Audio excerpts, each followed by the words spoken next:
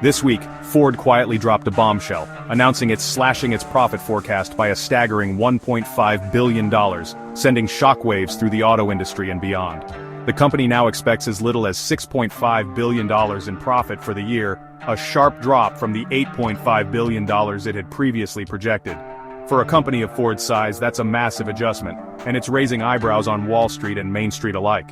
Ford posted its first net loss since 2023, $36 million. Driven by a perfect storm of costly recalls, the abrupt cancellation of a highly anticipated new electric SUV, and mounting operational expenses that have caught even seasoned analysts off guard. What's behind the downturn?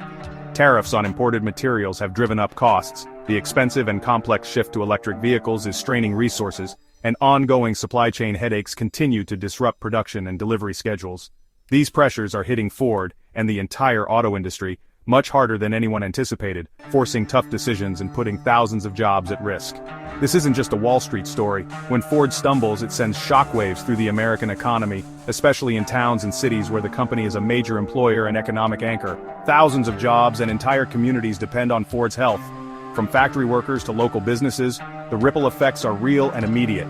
The announcement is a wake-up call about the real costs of global trade policies, the relentless pace of technological change, and the enormous challenges of innovation in a fiercely competitive market. Ford's financial tremor is a warning, reminding us that even the giants of American industry aren't immune to today's economic storms, and that resilience is being tested at every turn. The road ahead for American manufacturing is looking rougher than ever, with uncertainty looming over every decision and every mile of assembly line. Investors, workers, and policymakers are all on alert, watching closely to see how Ford, and the nation's manufacturing backbone, will weather the challenges ahead. At the heart of Ford's troubles lies a complex and controversial issue: tariffs. These government-imposed taxes are meant to protect domestic industries, but for Ford, they become a major financial burden. Tariffs on imported steel, aluminum, and auto parts have cost Ford a staggering $800 million in just 3 months. If this trend continues, the company could be looking at a projected $3 billion in extra expenses for the year, money that could have been invested in innovation, jobs, or new technology. Ironically, Ford builds the majority of its vehicles right here in America, employing thousands of American workers. But in today's global economy, no car is made from parts sourced in just one country. Components come from all over the world, making the supply chain incredibly interconnected. Tariffs disrupt these global supply chains, driving up costs not just for Ford, but for every automaker that relies on international parts and materials. The ripple effects are felt throughout the industry. CEO Jim Farley is in daily talks with the White House, searching for relief and pushing for policies that could ease the financial strain on the company and its workers. The goal of tariffs is to protect American jobs and industries from foreign competition, but the reality is far more complicated, as higher costs can threaten the very jobs they're meant to save. When production costs rise, companies may be forced to cut jobs or pass those costs on to consumers, leading to higher prices at the dealership and fewer options for families. General Motors and Stellantis, two of Ford's biggest rivals, are also feeling the squeeze. They too face billions in extra costs, making it clear that this is a challenge for the entire American auto industry. This isn't just Ford's problem. It's an industry-wide crisis that threatens the stability of American manufacturing and the livelihoods of countless workers. Every automaker is now walking a billion-dollar tightrope, balancing the need to stay competitive with the challenge of rising costs in a rapidly changing global market. Former President Trump wasted no time responding to Ford's woes. He blames the company's struggles on abandoning his protectionist policies, not on tariffs themselves. Trump argues that tough tariffs are necessary to rebuild American manufacturing, even if it means short-term pain. He criticizes Ford's reliance on global supply chains and its costly push into electric vehicles.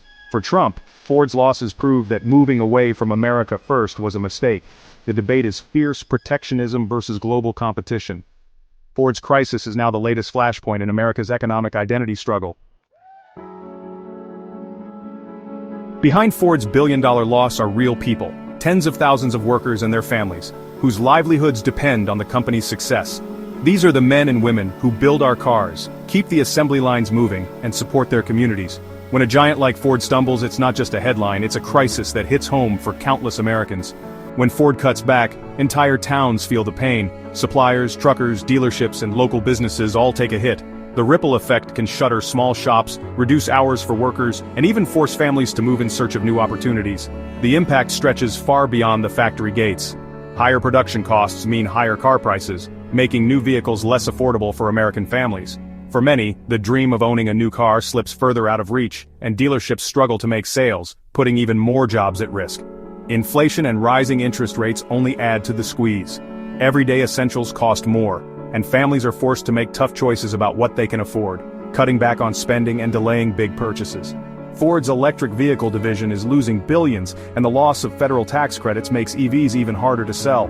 Workers in this new sector face uncertainty, and the promise of a green future feels more distant. The company faces a tough choice: absorb losses now for future innovation, or slow down and risk falling behind. Every decision is a gamble, with jobs, technology, and America's industrial future on the line.